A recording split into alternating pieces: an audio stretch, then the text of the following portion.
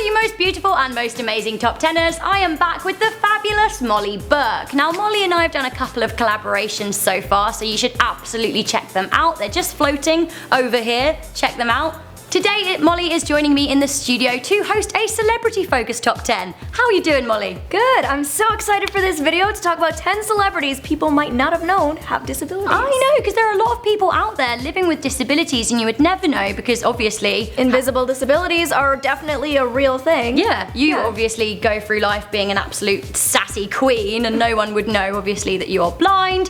So, here we are with our list. Starting with number 10, we have Rowan Atkinson, who has a stutter. Better known as Mr. Bean, the British comedian Rowan Atkinson has a speech impediment, but it has never stopped him from his work both on and off screen. At the beginning of his career, he would try to incorporate his stutter into his work by using over-articulation and playing with physical comedy. The comedian Richard Curtis recalls meeting him at Oxford University and said that he was completely silent until it was his turn to perform. At this point in his life, he's pretty much overcome his stutter, but it's been a long journey to get to this point. Coming in at number 9, we have Tom Cruise, who is dyslexic. You might think that a dyslexic person would not be able to cope with the rigors of acting, which largely involves reading from scripts. However, Tom Cruise has proved that he can do anything he sets his mind to. Diagnosed age 7, Cruise hid his disability for years, describing himself as a functional illiterate. Despite his acting talent, he found that his dyslexia held him back in his career.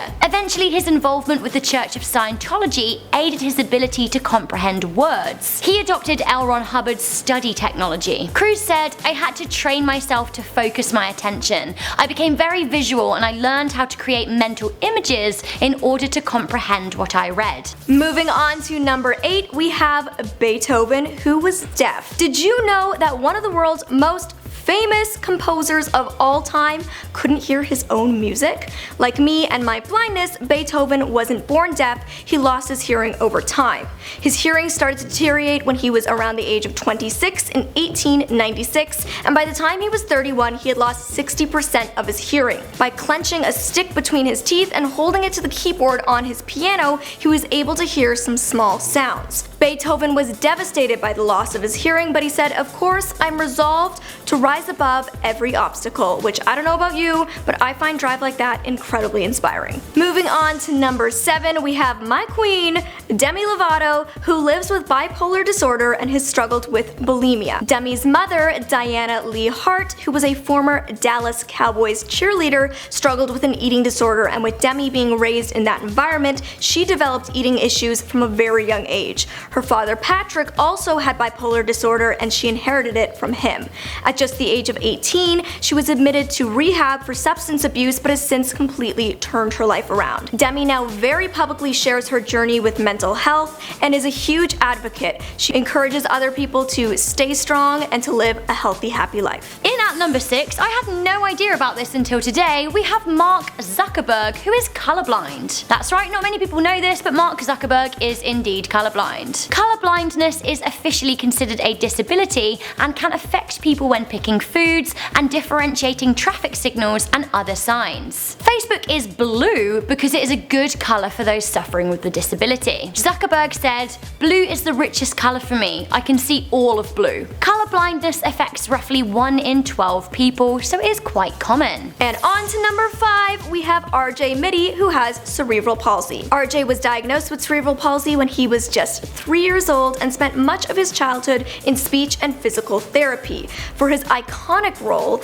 of Walter Jr. in Breaking Bad, he actually had to upplay his disability. At that point in his life, he was strong enough to walk without crutches, but actually had to revert back to using crutches to play the role. He is now an ambassador for United Cerebral Palsy. At number 4, we have Tim Howard, who has Tourette's syndrome. Tim is a goalie for the Colorado Rapids soccer team and also plays for Team USA. He was diagnosed with a neurological condition when he was 9 years old, but this has never stopped him. Tim has played for Team USA over 100 times and even played for Manchester United in the English Premier League. He is even quoted as saying, "I can embrace Tourette's syndrome, I can face it head on. I can deal with it, I can live with it, I do do not suffer from it. That is the one thing I do not do. Coming in at number 3, we have Katie Leclerc, who has Meniere's disease. Not many people know that Katie Leclerc has more in common with her switched at birth character than we at first thought. She is actually hard of hearing like her character. Meniere's disease is an inner ear disorder that can cause varying episodes of hearing loss and dizziness. Katie considers the diagnosis a blessing as she feels it has helped her with her role. In at number 2, we have Michael Phelps, who has attention deficit disorder. Michael has shunned Ritalin, a drug usually